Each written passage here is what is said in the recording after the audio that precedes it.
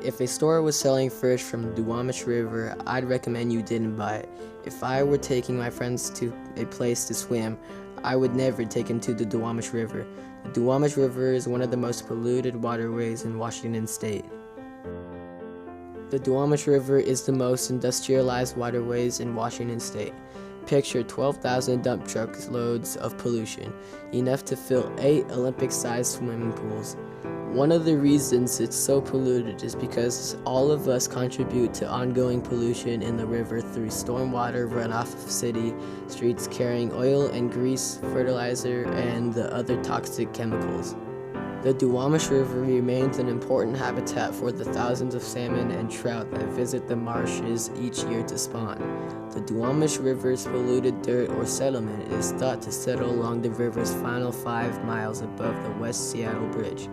This part of the river is classified as one of the nastiest polluted messes in the county. My opinion about the Duwamish River is that people think it's just a pocket of water that's only good for throwing garbage into. Well, that's not true at all. People need to open their eyes and realize that it's much more than that. These are my thoughts about the historic and current pollution of the Duwamish River.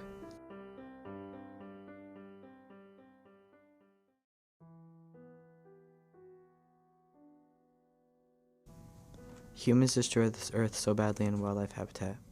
Us humans mess up this earth so badly and we don't even care. However, some people care about this earth. I care about this earth. I hate littering, I hate offshore drilling, I hate the other people who just kill animals for stupid reasons, like their fur and stuff. And I hate people who just don't care. When you litter, it affects more than just other people. It also affects wildlife habitat. Birds mistake plastic for their food. Fish and whales get caught in discarded fishing nets. Another type of pollution is carbon pollution. Carbon pollution is caused by coal, oil, and gas. Carbon pollution also contributes to the problem of climate change. This earth is such a mess, and humans think we can't do anything to change it. But if we do our part, and we be aware of our own pollution, we can make a difference. Take some time out of your day to pick up some trash. Ocean acidification impact on shellfish in the Puget Sound, pollution in the waters. Hello, today I'm going to be showing you one of Earth's main extended problems, pollution, but not just normal air pollution. We are taking this in the waters. Ocean acidification is where the excess pollution that cannot go into the atmosphere is transferred instead to our seas. Acidification is considered the twin of air pollution, but on a greater scale.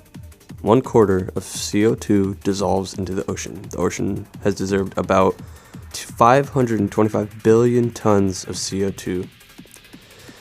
What happens is that H2O and CO2 combine into H2CO3, resulting in the past 200 years, the ocean has become 30% more acidic. Planet effects. The Great Pacific Garbage Patch is a collection of marine debris in the North Pacific Ocean. Today, billions of pounds of plastic can be found in swirling convergences, making up about 40% of the world's ocean surfaces. As plastic debris floats in the seawater, it absorbs dangerous pollutants like PCBs, DDT, and PAH. These chemicals are highly toxic and have a wide range of chronic effects, including endocrine disruption and cancer-causing mutations. Animal effects. Mussels and oysters are expected to grow their shells 25% less, meaning in the first 48 hours of life, they are more prone to being eaten by predators. Their blood levels, smelling, and natural instinct affect the fish, and the fish in the North Pacific ingest about 12,000 to 24,000 tons of plastic each year, which can cause intestinal injury and death, and transfers plastic up the food chain to bigger fish and marine mammals. This is happening due to fossil fuel burning, building and car emissions, and electrical use. How we can fix these problems is if something is under a mile away, bike there. If your lights are on a sunny day, turn them off. Do as much as you can to stop this. Thank you for your time and consider what you have heard. Now to the next clip. Fish farms versus wildlife fish. The next time you buy fish at a store, you should stop and think whether it's wild fish or farm raised. Is farm raised or wild fish better for the environment? To me, I think that wild fish is better for the environment because the fish are out in the wild and they're in a net or a building their whole lives. While fish die out in the rivers, their bodies feed all the animals that eat fish like bears, hawks, eagles, and orcas.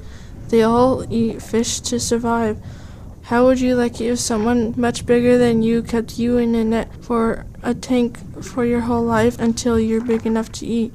There's a lot of debate on whether wild-caught or farm-raised fish is better for the environment. There also might be a slightly different taste between the two. To me, I think that wild fish are better for the environment.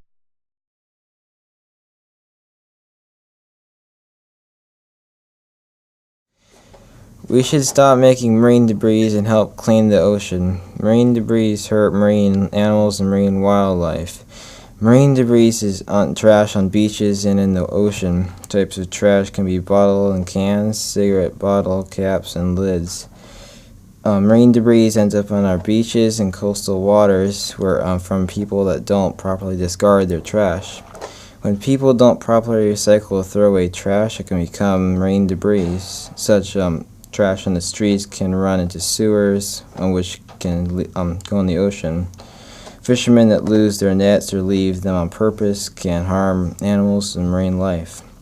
People should try to help clean their trash because it can harm a lot of marine animals and make the water polluted. Trash on the beach can also be harm to beach users and make them sick. I think people should properly recycle or discard their trash so we can keep the environment clean and beautiful. Climate change is a serious problem in the world that not very many people know about or think is real. Climate change can affect wildlife and nature, such as salmon, water sources, and plant life. As the temperature rises, the hotter weather causes more evaporation, which also means less lakes, rivers, and shortage of drinking water. For example, every year the world's been getting hotter, and since 1992 to 2014, it has been the hottest years ever. The increasing temperatures can also erode the salmon's natural habitat, making it hard for them to settle down. Also, when the water is hotter, it can make juvenile salmon enter the ocean before the plankton has enough nutrients for the salmon to survive.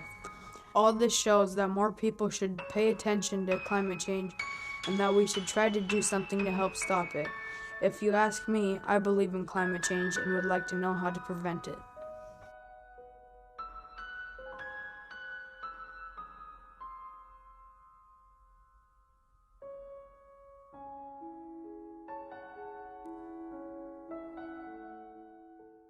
Northwest has been a growing environmental hazard almost since the beginning of industrial clearcutting.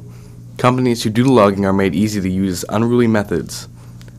When a logging company makes a clear cut in a section of forest, they often leave all the debris, heavily affecting water runoff with the harsh disruption and carelessness of loggers. This also affects how easily forest fires can spread. The flammable mix of wood chipping, branches, etc., with what is left behind from heavy machinery used for logging can increase the length, the ferocity, and how far these fires can spread. The people who should be raising awareness in Washington and through Oregon, they must be the ones to help regulate the logging industry. The environmental and economic state of these places and others can affect our future greatly.